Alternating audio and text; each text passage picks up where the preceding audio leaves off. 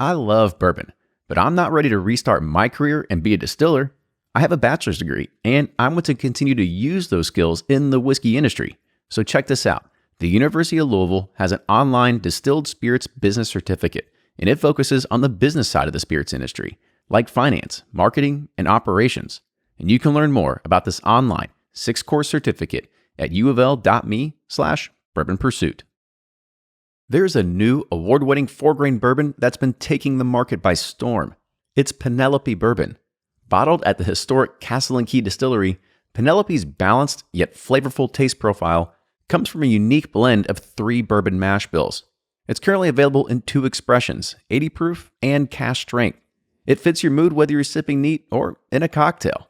Penelope is available in select markets as well as online at penelopebourbon.com. We did a whistle pig pick, so I'm blending the rest of my 12-year port in French Sauternes, however you pronounce that. You sound like Ryan. I don't know. Yeah. French Sauternes. Who was it that couldn't pronounce carousel? Was that That was Carrie? me. That was me. Oh, you? Oh, sorry. I think I said Curacao. Yeah. Caracao. Karaki.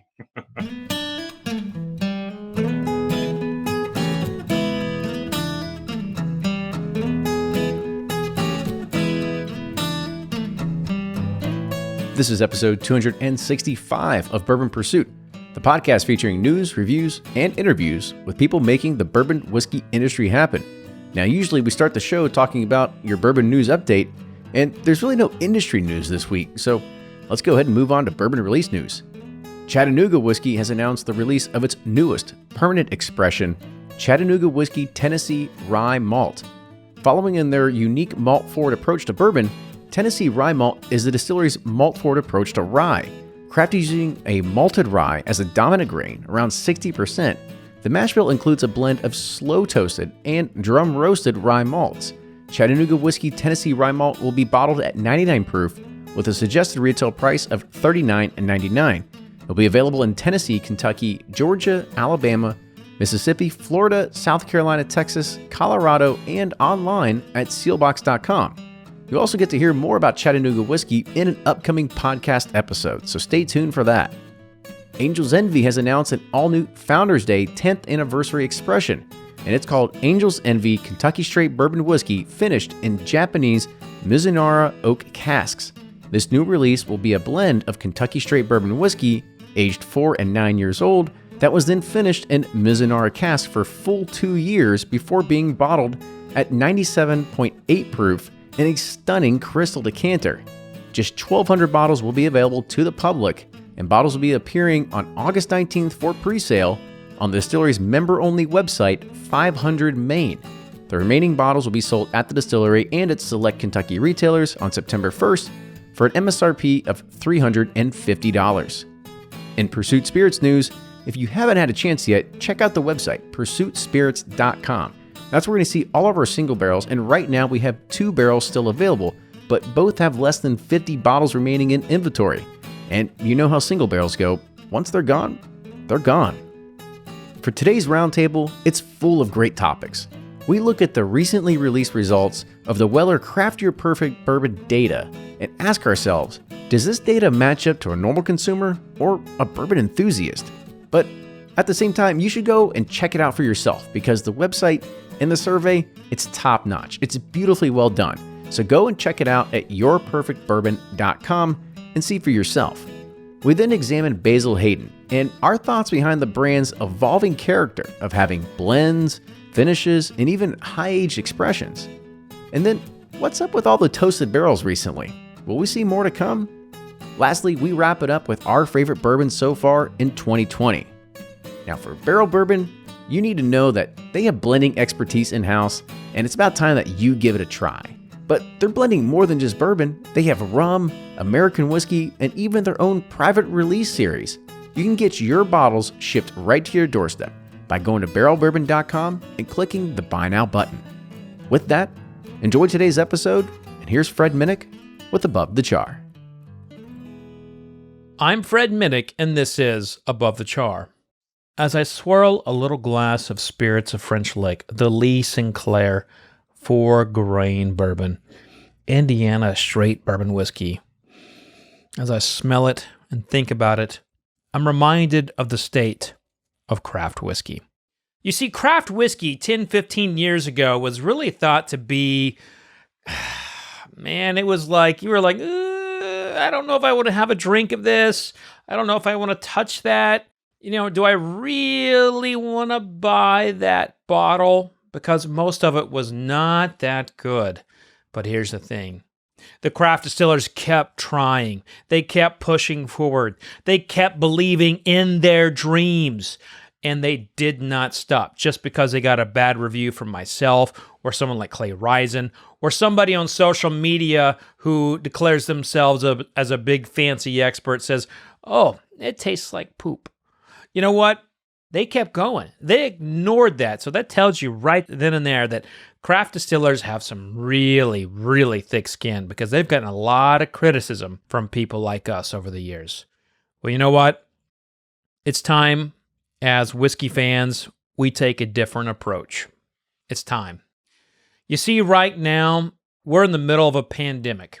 And the pandemic has forced the craft distillers to basically lose a lot of streams of revenue. They've lost their gift shops. They've lost their tasting rooms. They've lost a lot of distributor meetings that they would have had on a normal basis. And now they can't get into new markets.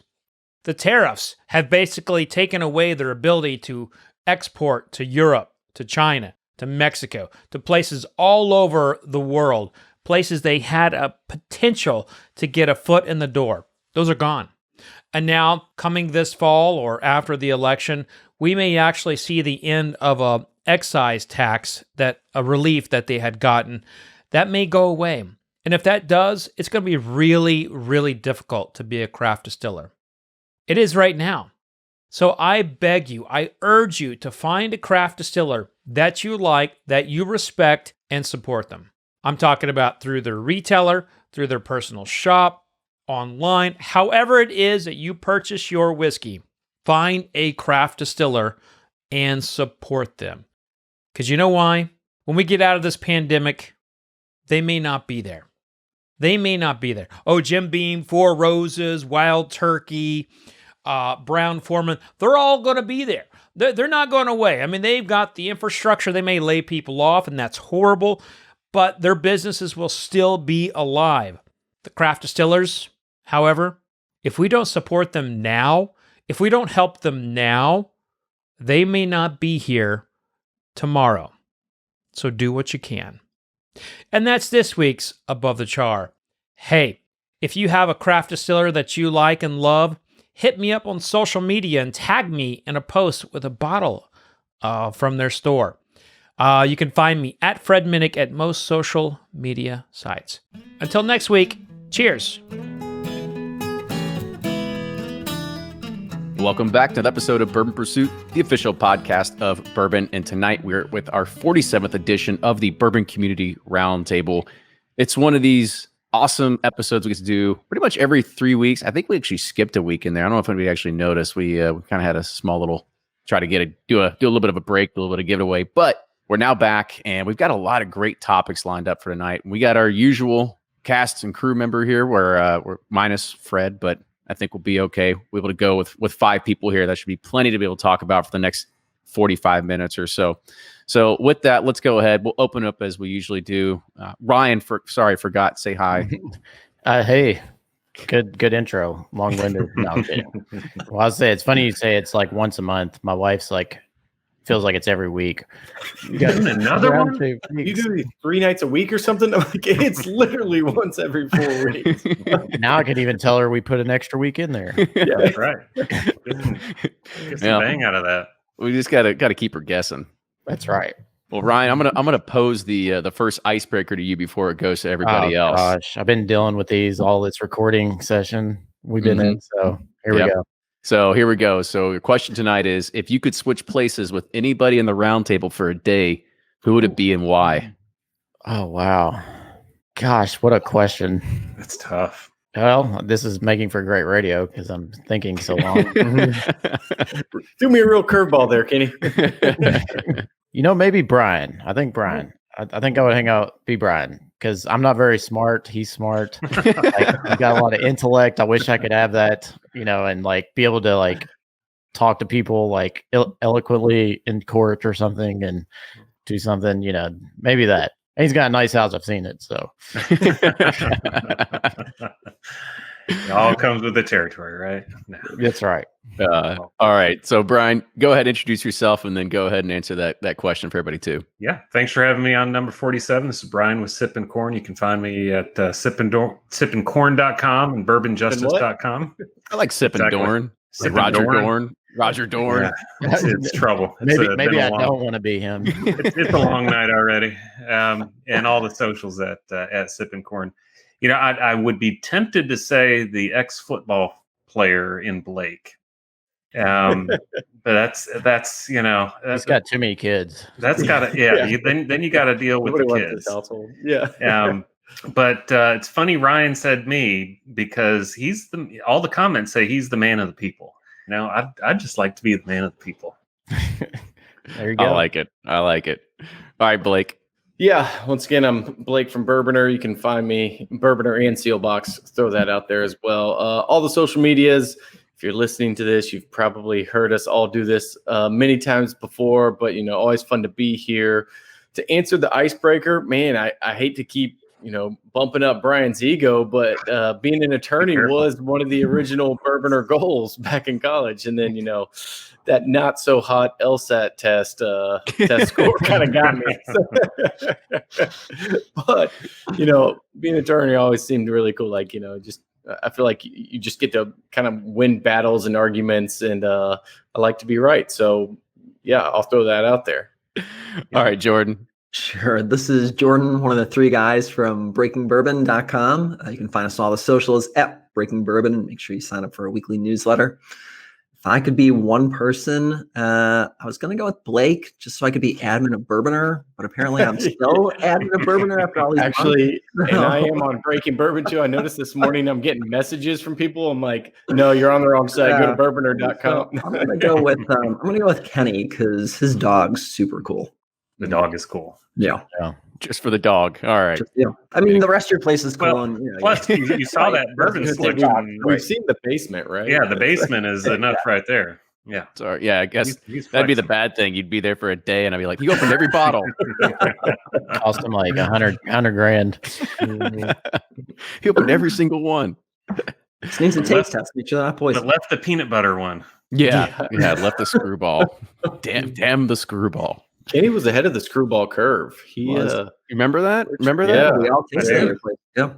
Well, actually, you got to give a shout out to Tony from Keg and Bottle because he's the one He was actually really ahead of it. shared that with me, and that was way before the rest of the world found out of it. He was like, "You got to understand, this is like the next thing. It's going to be bigger than Fireball." And probably wasn't as big as Fireball, but man alive, it made a few waves.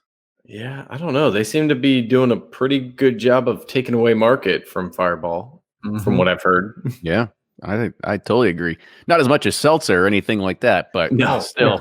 But nobody wants to talk about that. This isn't When's seltzer. the I seltzer don't round see, table? when I start seeing screwballs on the Nielsen reports, we'll know. All right, and then so I'll kind of finish this last one. I think I also had kind of Brian in my head too, but part of me also wants to think of like what it would be like to be Fred, to like call a bourbon the best thing and just like watch the whole world collapse. Like that would actually be fun for a day, and then I can get wield away that from power. that. Yeah, then I Right. get out of the hot seat and everything's back to normal. And then So- you got the hate messages. You really just want to wear an ascot. That's it, right? Nah, if I was in his if I was in for a day, I'd probably burn all the ascots, and then he'd come back and be like, "You're like, sorry, you got to travel back to 1922 and go buy some more." All right, so let's kind of kick this off. So we've got a few different topics sort of lined up tonight, and this one kind of goes into Weller CYPB, or Craft Your Perfect Bourbon. Now, there was an article that was, it's been on a few different news outlets because it was more or less a press release that came out, and it talked about kind of like their data and what they found. And so anybody that doesn't know, you can go to yourperfectbourbon.com and you can go and you can take the survey, and it says basically, you can choose what you think your primary grain bill is that you would like. apparently, if you didn't know, you can't choose a toast level on a barrel because apparently they're just all level 4 there at Buffalo Trace. Other things you can choose, or where would you like it stacked in the warehouse? How long would you like to age it? So on and so forth. So here's some of the data that came out of it. So this was launched in the fall of 2015, designed to teach people about bourbon whiskey. And 2 years later, in 2017, more than 100,000 people had participated in the survey. Now, they released a new product line back then. It was called Craft Your Perfect Bourbon. And now, just 2 years since the launch of Weller CYPB, there's been an additional 200,000 people. So 300,000 people have now taken this survey. And they said that the results have been overwhelmingly consistent. Now, here's, I think, where it gets a little bit weird. So when you go through and you look at the data shows that it is very, very heavily skewed into people that like wheated bourbon. When I say heavily skewed, I'm talking like more than half of the results were actually showing that. When you look at the years of barrels aging, the sweet spot was about 8 years, which I can't disagree with that. However, the next highest one after that was 23 years. A little bit odd. And then you go after that, and it says that they like to see their bottles bottled somewhere between 90 and 99 proof. Again, a little bit weird. So I guess when we start thinking about this, I kind of want to pose it to you guys. Like, do you see some of these numbers that might be off? Because I look at this and think, sure, they got a lot of people to take some surveys. However, I feel that the people that might have filled these out are just the same exact people that are trying to chase after Van Winkle day in and day out. I mean, do I really think that many people said they wanted an 8-year-old bourbon? There's no way. But I think they accomplished what they wanted to accomplish, because we're sitting here talking about it. It's going to sell out. It's going to be a huge hit. But there's no way. And I think we mentioned this right with the first one. Everybody always wants barrel proof. Everybody always wants old as possible. And everybody wants the wheated bourbon. So I guarantee you, if we did maybe we should do our own test. But it'd be like a 23-year-old barrel proof wheated bourbon is what everybody would have responded to. Now, that's definitely the market we're a part of. So maybe if we're talking about hundreds of thousands of people, not everybody would know. But I just think there's no way, because 8 years, 6 to 8 years is kind of that range that all the older Kentucky distillers would say, hit its maturity. I just don't think the average bourbon drinker is choosing an 8-year-old bourbon over a 10 or a 15. Yeah, I would have thought like a 12-year would have been like the highest range, because it's a common number you see on, Weller 12, Elijah Craig 12, 12, people like that. I mean, I do like the 8-year, like, I guess Weller 107s, right. And that's my perfect, like Weller, the wheated bourbon of their line. But like the CYPD, like, I've had both of them, and I just think the Weller 107 is like so much better, but that's me personally. But I'm with you. It's a little kind of too convenient that it's at 8 years and 90 to 99 proof. But I think what that was right in what they want. Yeah, it was their inventory in the warehouses. What do we have? We got 8 year. Okay, that's what it is. The barrels voted. Not people. Yeah, I respect Trace. I think they normally are quite honest folks. I think that survey came out exactly the way they wanted that survey to come out. They started aging bourbon. It would have been even better if it came 4 to 5 years. It would be people want unaged 80 proof whiskey. Okay, with cinnamon in it. Or they want vodka. Who knows? Yeah. That's the next thing, right? I think it would have been better if they just left it as the first, quote unquote survey that went out, and then that was it. That was Craft Your Perfect Bourbon forever, right? That's it just perfect stayed forever, that way, right? That's it. That just stayed that way. No one would question. Oh, that's what people wanted. Okay, funny how year after year they're going to do this, and you're like, oh, these are lining up. Interesting. Yeah, I mean, I found it really, as Ryan said, kind of convenient in regards of like, oh, these are probably the stocks that we have available, and this is what we're going to come out with as a product. I actually was, I think, a little taken back when I saw that like the next highest respondents was 23 years as the age. Like, don't tell me that, like, I think there was like, gosh, well, I'm going to look at the data real quick. It was like like 32,000 people responded and said they wanted a 23-year-old bourbon. So you know exactly what these people are chasing after. Like it's, they're taking this knowing exactly what they're looking for, when odds are these 32,000 people probably have never tried, Pappy 23 or anything about it. Right. And I kind of am on the other side of the fence. Like, okay, maybe. I mean, do you all think that their weeded recipe is like the best thing? Because I'm a bigger fan of the rye recipes myself. I'm a bigger fan of the ancient age recipes. I think that's the best thing they've got going on. Yeah. And when you have something like Lost Prophet, not to bring up the orphan barrels, but I mean, that was really, really good for extra aged bourbon. That was fantastic. I mean, I am a sucker for their weeded bourbon, and especially at like 17 years a cash drink. That's the William Weller's always like my favorite by far every year. I mean Stag's good, but William Weller always wins out for me personally. But I mean, it is kind of weird that it was so skewed, that to the weeded. But probably to your point, it's more Pappy. People are associating that with Pappy or whatever. But then you think if that's the case, then like the third highest vote was for 7 years, and you're like, that's weird.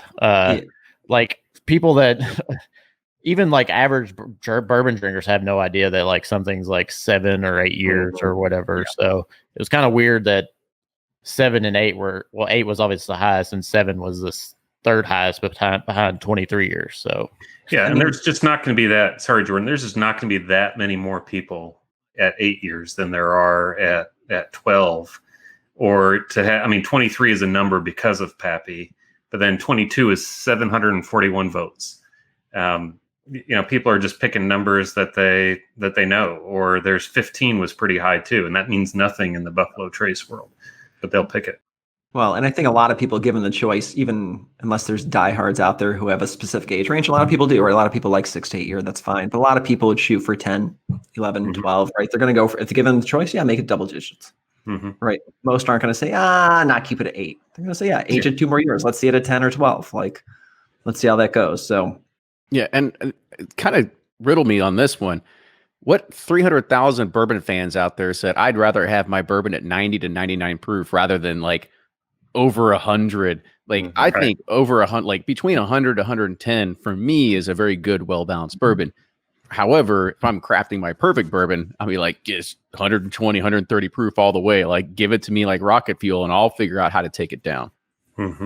Yep. It's like I said, I think the survey turned out exactly the way they wanted the survey to turn out. So, yeah, because I mean, everyday drinkers, yes, would prefer it in that, probably even less than that. They probably want 86 to 94 would kind of be their, for everyday drinkers, but definitely for a bourbon enthusiast, you'd think there would be at least bottled and bond and higher. So, yeah. Well, the other thing to think about is 300,000 is a lot. You got to remember when bourbon's secondary market got shut down, that thing was at like 50,000 people, and it was the highest group that really. Blake, how big's Bourboner right now? It's like 30 to 35. See, and those are like so that's a lot of bourbon enthusiasts, and so there's a whole like. 250,000 people that are like, where these surveys come from over the past few years? It's not to say that they're fudging data or anything like that. It's just, I personally find it would be hard to find 300,000 people to go and take this survey that are like, oh, sure, I'll take a bourbon survey for a few minutes. But maybe they have some, like, I don't know. I hadn't been on tour in there a while, but I was going to say the same kind of incentivize, like, hey, if you really like today, go take this survey, so maybe that's where they got a lot of the data from, which would make sense because, just mentioning those numbers with Blake and that there's, 30 to 50,000 diehard bourbon fans, maybe, majority of it was just common drinkers. So do they have I forgot. It's been like a year since I took a tour. Are there iPads there that you can take the survey on your way out, like in person? Because I could see, they get more than enough tourism there to fill out a survey. Well, that's the thing, right? There were some numbers of, like, didn't they have over 300 or 400,000 people visit the distillery in 2019 or something? It was over 250,000. Yeah. We're hearing it from the horse's mouth right here from Josh Steely from Buffalo Trace, who's saying most people did it at the distillery. There you go. Ah, There yeah. you go. That makes sense. Yeah. Well, Josh, it's still fun for us to speculate. And just, like, Josh taking the mystery out of it. Come on. it's COVID, man. We need some. Let us have our conspiracy theories and run with them. Trying to give us facts and proof. We just want to poke at the data a little bit. Let it go. Yeah. Send over the spreadsheet. Let us play around with it. Yeah, I want to trace those IP addresses. All right. You ready to switch gears a little bit? Let's do it. Because I want to talk a little bit about Basil Hayden. Now, this is a brand that I feel has had kind of a weird identity lately. You know, we all have known that it has been that 80 proof staple for a while with super nice packaging, but you know, we don't really think of this as falling into the spectrum for bourbon snobs like us. You know, we've all got their friends like, oh, you know, I'm drinking Basil Hayden, and we're like, yeah, cool. You should probably get Old Granddad 114.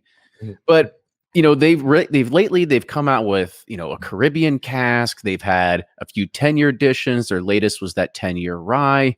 Now, what's the thought here? Do you think they're trying to reinvigorate the brand like what 1792 saw with a lot of their line extensions? What are your all's thoughts on sort of what is the next play here of Basil Hayden, and why branch out when really it's more of an everyday consumer that's drinking Basil Hayden rather than maybe people like us that are paying attention to the releases that are coming from Basil Hayden? So I just reviewed the Basil Hayden Rye 10 not too long ago, within the last month, and Minnick and Eric had a long talk about this because, you know, I'll do these reviews and like, honestly, I always give it a fair shake, but almost going into it, I'm like, I kind of know what I'm going to expect coming out of Basil Hayden, right? Low proof. They kind of water down the flavor profile. You're like, man, you had such potential. And I think as we talked about it more, you know, we had that long talk of, well, why do a lot of people buy Basil Hayden? Why do a lot of people start on it? It's because you see the bottle at the bar, and especially when it first came out, right? Or think about 15 years ago, you see it at the bar, it stood out from anything else, right? And like, it looks really fancy, and you're like, oh, I'll give that a shot. It's low proof, so you can drink it. You probably start with ice, but it looks good. So like, you're going to a party, and you know, it's priced a little bit more. You're like, oh, I think I'm buying a nice bottle. It looks like a nice bottle. Maybe I'm coming from the world of wine. It kind of like has a similar shape. Okay, cool. It has some paper, you know, label.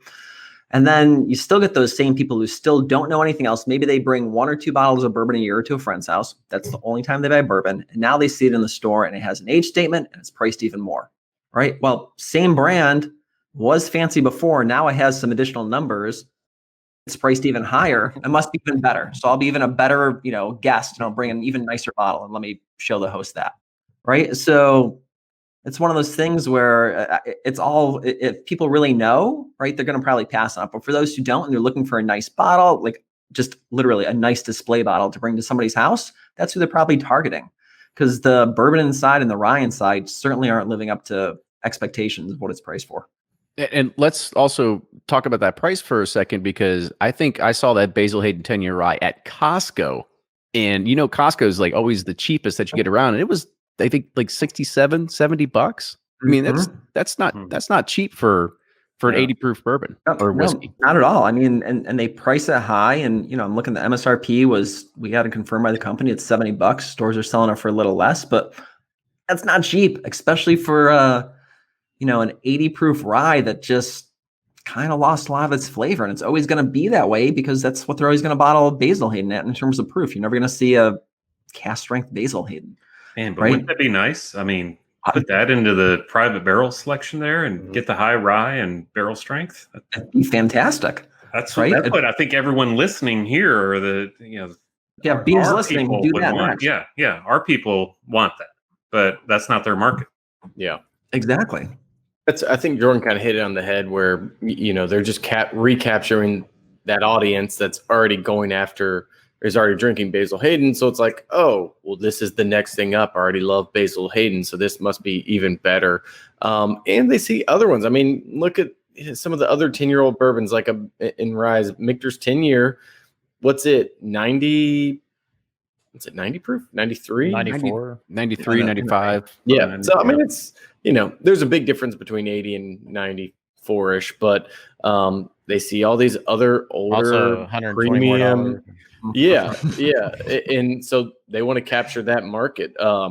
Whereas we all just see it as watered down OGD, others are like, oh, but 10 years and Got a comes in copper this band. awesome bottle. Yeah. And they do a good job with the packaging. I tried it. It's okay. I mean, it's Basil Hayden. And it's good. I mean, it's an easy, light sipping rye whiskey. So, But and let's be real, it's still a bourbon that I'll pour for folks who have never had whiskey and they want to ease their way into it, because I know it's not going to be a bad experience, right? I can water it down even more, and they're going to be like, oh, okay, I'll give this bourbon's not bad. Yeah. I'll give it another shot, right? It's a good bourbon that you can ease people into it, right? It's the gateway bourbon. I think of it as a morning bourbon. Well, that's what. That's why I want to be Brian. Yeah. Danny said Basil Hayden's is diet bourbon. Yeah, That's a good analogy. I like that. Yeah. Yeah, I mean, the other thing I think about with this, they had the dark rye? Is that what somebody that came out said that? So dark rye, Caribbean cask. Now, I think that's a little bit different than just throwing an extra age statement on. I mean, right now you're introducing like extra product lines. And I thought that was interesting play to put that as part of Basil Hayden and not, whether that's a Knob Creek or whether that's something else. Because I honestly think that if that was a Knob Creek line extension, I think most of us would be like, let's go get some. Like that's going to be bottled at like what, 110, 120 proof, whatever it's going to be. Like, yeah, I think we'd be all about it. And I think that's for at least as a bourbon enthusiast, I think that's where I got kind of like turned back. I was like, really? Like, you're going to take some of these barrels that you've probably been sitting around doing crazy experiments with and testing and aging forever, and you're going to water it down to 80 proof? The port and that Caribbean rum, that's blended whiskeys, right? Like they literally add the rum and they add the port and blend it in like 2%. So it's not like barrel aging stuff. So they kind of, I don't know. I think it kind of made sense, honestly, in the Basil Hayden line, because they tried it a long time ago. If you remember, Jim Beam did like the Jim Beam. I have a bottle downstairs, like the port, like the limited Jim Beam edition. And it's just people either love it or hate it. But I think they could get away with it at Basil Hayden's because at 80 proof, you don't want to proof that up any higher because it's so strong, just due to the rum and the port that they are blending in. Yeah, and I think a lot of everyday consumers are scared by like Knob Creek or like. It's just so much high proof. Too powerful. Because everybody be like, what's your favorite? Or like, I'll tell them about Knob Creek. I love them in cocktails. And they're like, God, that stuff's like so hot. You're like, really? Well, it's not too bad. I'm like, wait till you get to 140, 130, 140. Yeah. Now we're talking. But Knob Creek's would it be funny if they did like, yeah, exactly. For Brian, for the lawyer lunches, you get Knob Creek out. But wouldn't it have been funny if they did the OGD line on the Caribbean cask, like OGD Caribbean cask and OGD? That would have been kind of an oxymoron. But I think the Basil Hayden line makes sense just because that's probably one of their more popular everyday consumer brands, and it's something you can.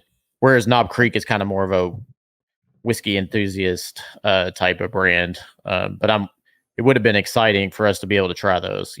Like they've done some things with the quarter oak or whatever they call it that were really good that I really liked. So I think they can get away with it too with Basil Hayden, right? Because think if they had Knob Creek and they did Caribbean cask, but you find out it's just Knob Creek blended with a black molasses rum or backstrap rum, right? You're going to be like, whoa, why are you blending Knob Creek with anything? Like, I want a pure rum barrel. You age that, right?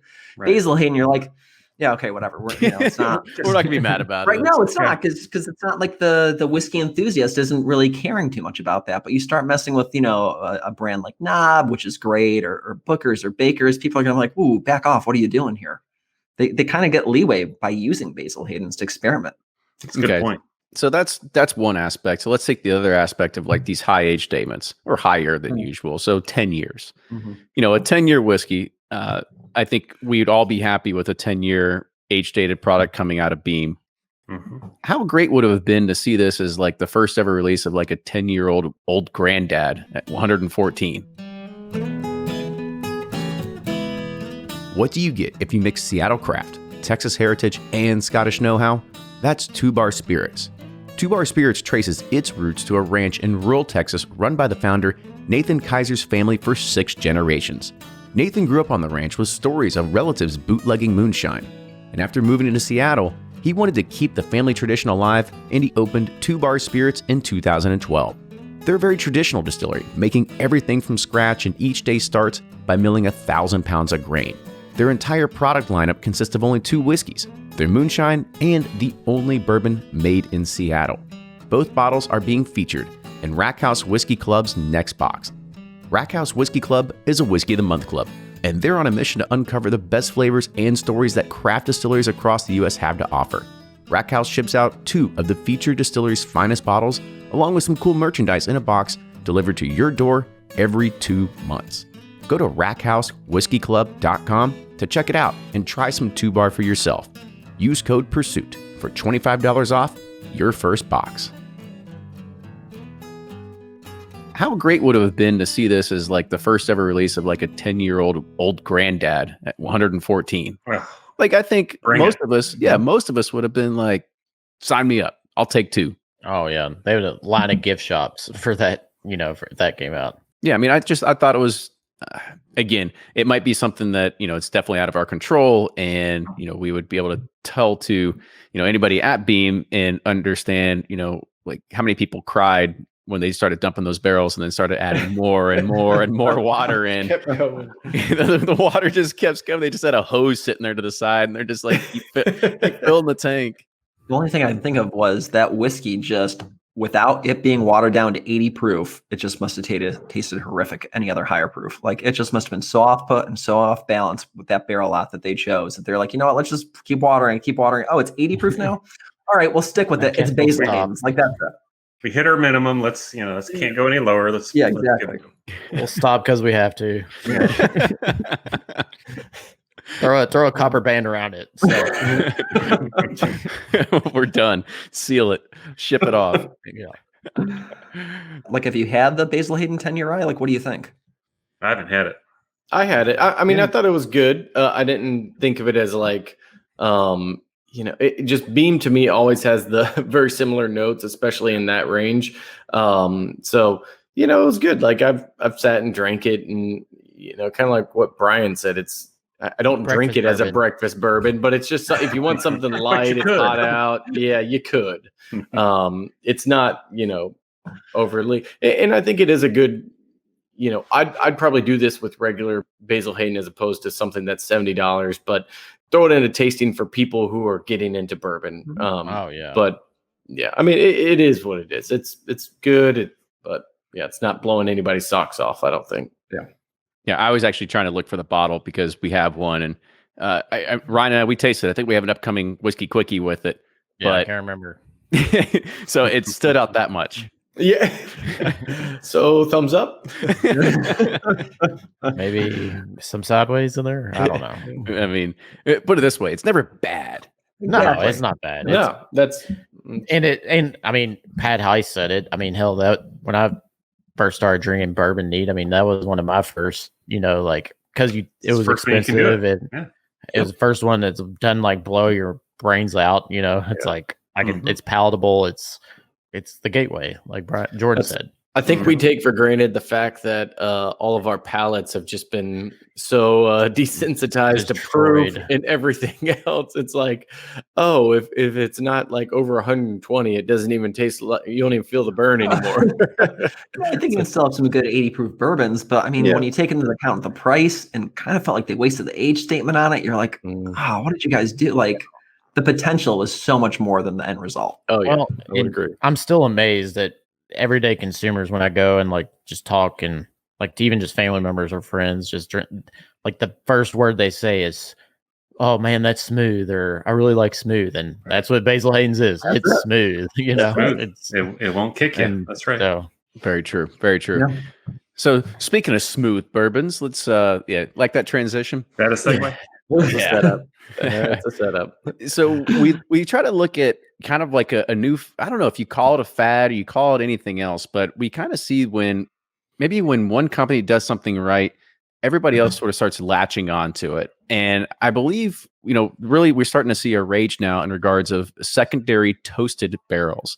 Now, this isn't the same thing as just like a secondary, just full blown charred, and you're dumping one barrel into a newly charred barrel, and you kind of have a more enrichment of flavors. But instead of a toasting process, you get a little bit more of like refinement of flavors. Kind of brings a little bit more of like a softer cherry tones to it and stuff like that.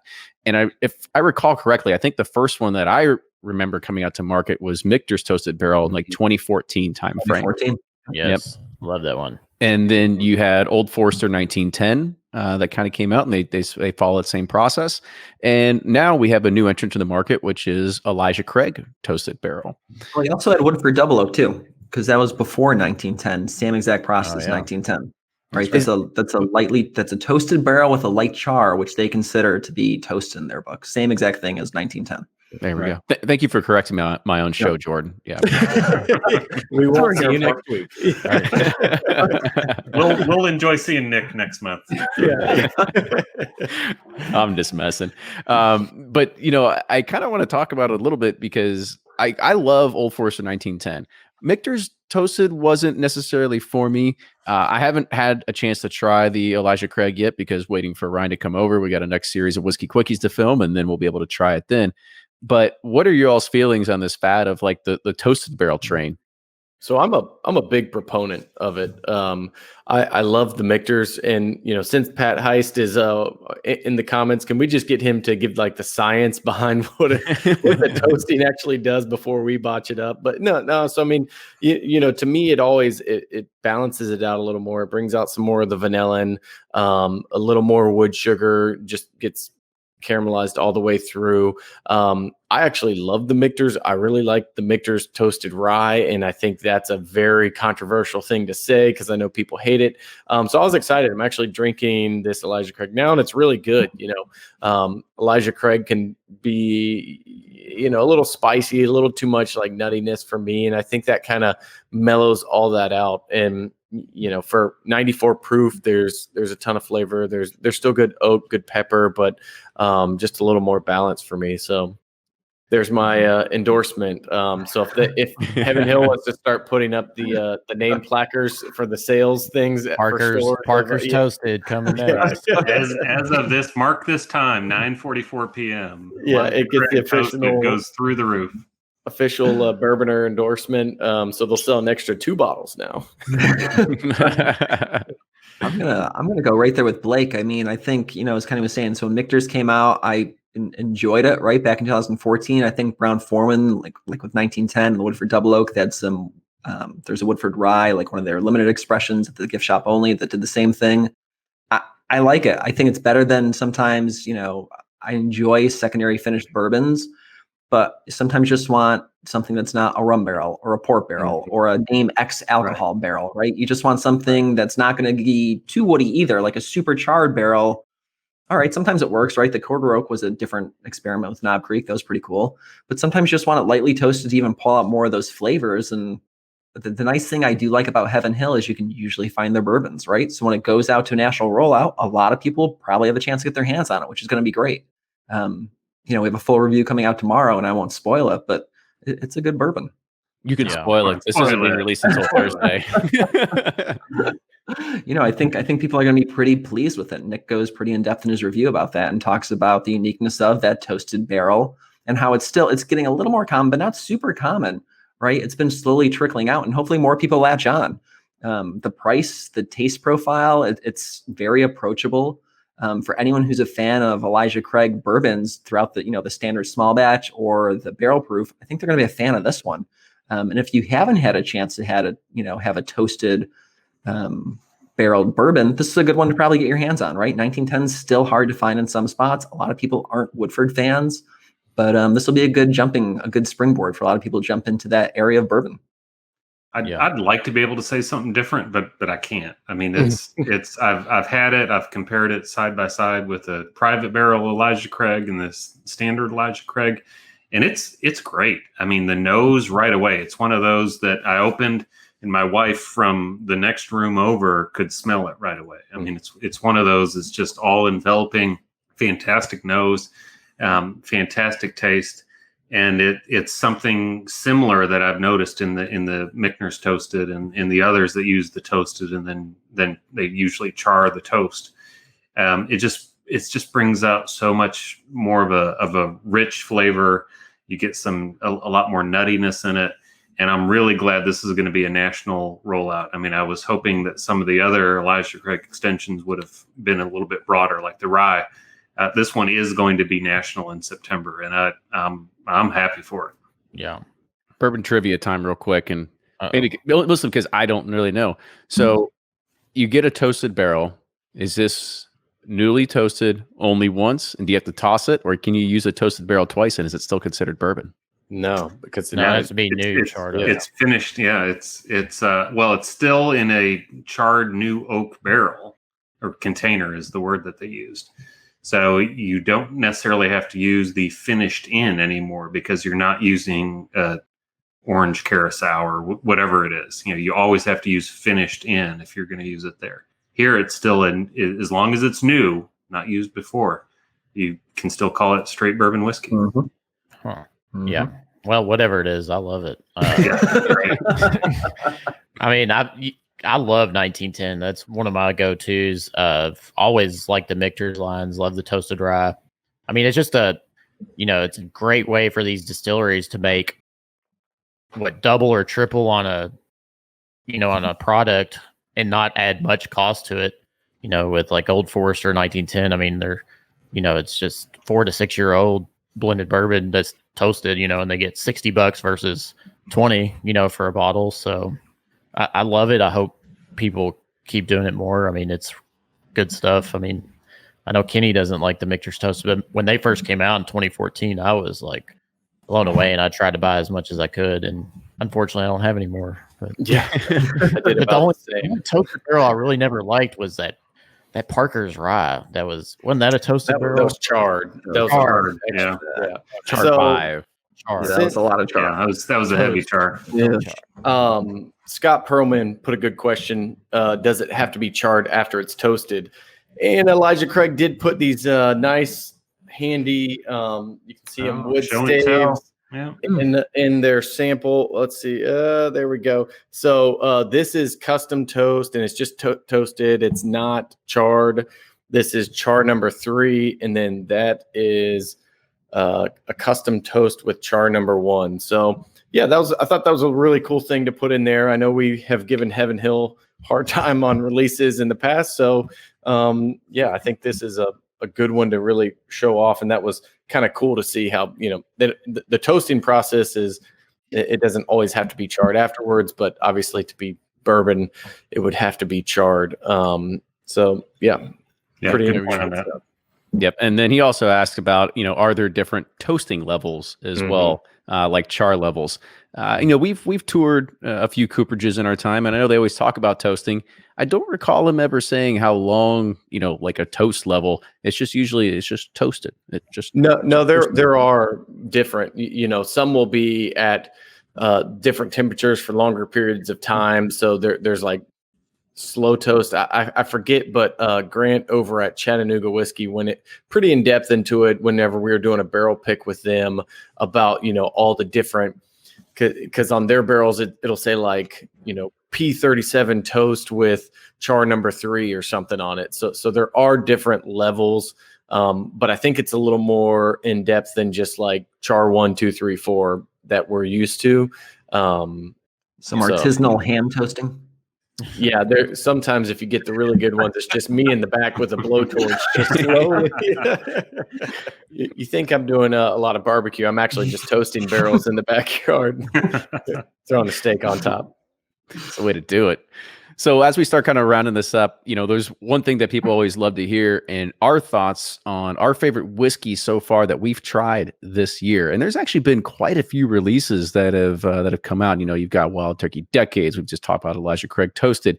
I've got a whole basically 10 more down here to my bottom right that nobody can see that we still have to go through and taste. But so far, I'll just hand it over to you all kind of real quick. What has been your favorite whiskey so far that you've tried this year that you think it might be your contender for the year?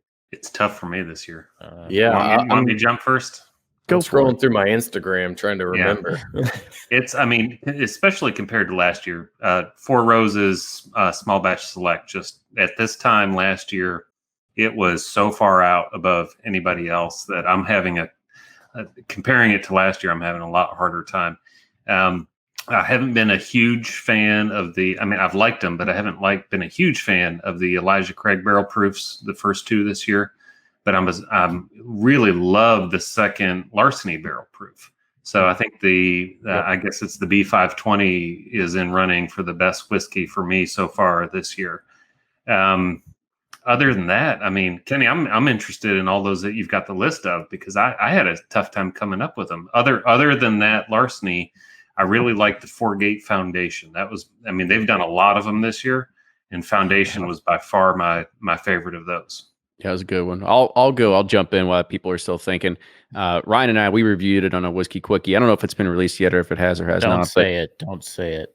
Don't say it. Gonna say it. We're gonna say the same thing. I bet. Knob Creek 15 year. Really? That wasn't what I was gonna say. Good. See, right. There we go. You could take whatever the other one. I think that Knob Creek 15 year. I mean, we loved it. I thought it just really had a perfect balance.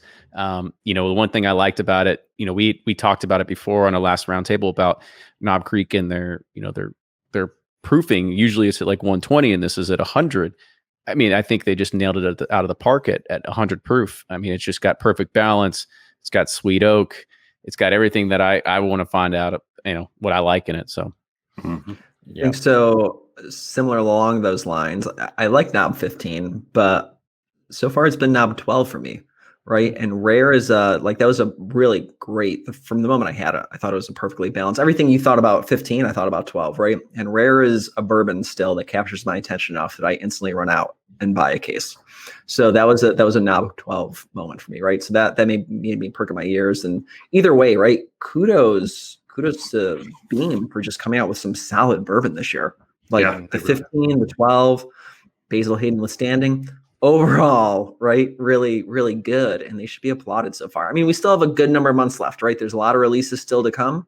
But so far, kudos to them, because that's a solid first half of 2020. Yeah. To echo what has been said about Knob Creek 12, I'll definitely throw that up there. I thought that was a really good release. Barrel, I don't remember the exact batch, but there was a barrel, maybe 23-ish, something like that, was really good. But I probably got to put Elijah Craig in the running. And then to give Sealbox a shout out a little bit. Which Elijah Craig? There's been the toasted. Oh, okay, there you go. Barrel. Sorry, I should have specified. But and then Chattanooga released their rye, and man, it was really good. And that's another one where I think it's they're battling with the big guys a little bit, and not like, oh, it's pretty good for craft. So that one is definitely up there for me as well. Yeah, a lot of good whiskey this year actually, and we're not even to the fall. It's a good year for bourbon. Or we're just drinking a lot more. I don't know which one. That's part of it. Yeah. All right, Ryan. It's all on your shoulders now. Well, I have two. So my first one that I think I like the most, but I hate the price point, it's everything I want, is Kentucky Owl Batch 9 that we reviewed on. I mean, it's incredible, but gosh, it's expensive. Second would be that's close was Baker's 13-year single barrel that we did. I mean, good God. Not that we picked, but we tried. Single barrels are hard to replicate, but that was one of the better things I've had in a long time. And then from a newer company, startup Fry's Ranch, however you want to say it, that blew me away. That was really good. So everybody got to choose one except Ryan. He chose 3. So I guess if I had to choose one, I guess the Kentucky Owl, but I didn't like the price point, so I thought I'd pick 2 more.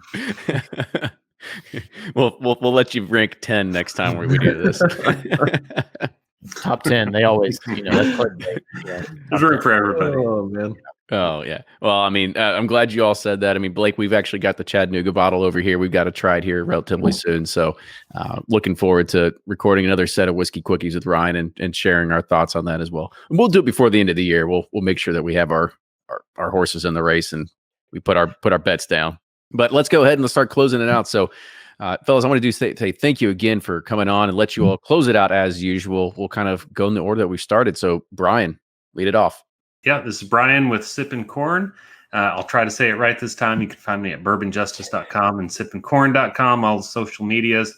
And it didn't come up, but I gave a teaser last month that I was about to go on a pick for something that hadn't been selected at the distillery before. So I get to disclose that now. for a charity auction that we do every fall, but with COVID is all a mess, so we're still working on it. Buffalo Trace was kind enough to let us do an in-distillery selection of Sazerac rye, and it was fantastic. We had 4 selections. 2 of them rose to the top right away. And Kenny and Ryan have both been at the event, the Bourbon Crusaders event that we do every fall. It was going to be bigger and better than ever this year, so we're still trying to figure out how to do this. But it related to the Barrel Through Hunger event last year and was going to roll into this event, but we still got to do it, and really, really looking forward to getting that Sazerac rye bottled. I wish I had traded places with you that day. Yeah, that would have been the day to do it. Yeah. So is it under the Baby Saz line? Or do you have an age range of what? It'll probably be 7 years by the time it's bottled. Mm-hmm. So it was high 6 when we picked. Nice. And it was great. So shout out to Buffalo Trace and thanks, guys. That's really cool. Yeah, it really is. Cool. 2 more years to have the perfect rye. You know, That's right. Jordan, you're up. So this is Jordan from BreakingBourbon.com, one of the 3 guys who runs the site. You can find us on all the socials at Breaking Bourbon. Make sure to sign up for our weekly newsletter too. Always a blast having us on. Thanks so much for inviting us. As always happy to have you all here. Blake. All right. Once again, it's been fun. Always good to come. You know, it's only every 4 weeks, so don't be confused by what others may think. But no, I'm Blake from Bourboner, Bourbonr, or Sealbox. You can also catch me and Nick. Let's see, in a couple weeks, we're doing a live event with Traverse City Whiskey for their whiskey or their Cherry Fest that they're doing online. They're going to release a barrel proof version of their cherry whiskey. And, you know, we've talked about flavored whiskeys before, but this one's just basically they take their bourbon, they take a lot of cherries, they let them sit in there for it's 10 days, I think, and pull them out, and that's it. No other added flavoring. So really cool product. Excited to try it. But yeah, Ryan, Kenny, thanks again for having me. Absolutely. We got to try this cherry bourbon. Yeah, I know.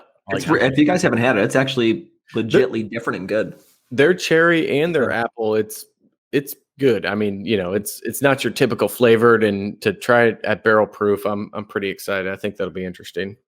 No, it does sound good. I like cherries and apples. So, well, we're actually going to come out with our own line extension. We're just going to get a bunch of jars of Jif peanut butter and just start scooping them in there. We're going to have our own peanut butter whiskey, and we're not even going to remove it. It's just going to be floating chunks just in the bottle. Watch out, Screwball. That's non-filtered. That's a bonus on the label. Oh, it's gonna be like a lava lamp. There's just gonna be oils floating everywhere. Oh, sounds disgusting. But I do want to, tell you what, Ryan, you go ahead and close it out for us. Oh man, not me. Yeah. Thanks everyone for joining. This is always a pleasure, and even though we only do it every 4 weeks, it feels like every week. And I love doing this with you guys. This is a lot of fun. We get to speculate, talk a lot of good topics. Thanks everyone for tuning in, and we'll see you all in next week or in a month, however many times we do this. So cheers everybody.